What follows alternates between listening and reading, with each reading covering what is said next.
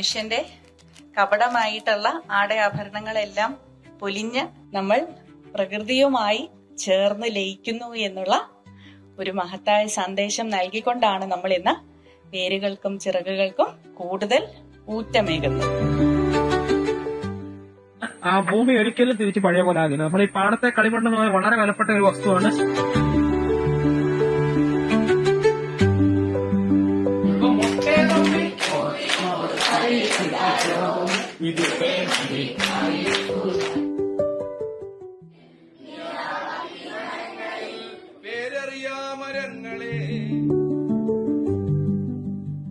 എന്തൊരു ചേലാണ് നെഞ്ചിലെ നേരാണ്, എന്റെ കിനാവാണ് എന്തിനും നീയാണ്.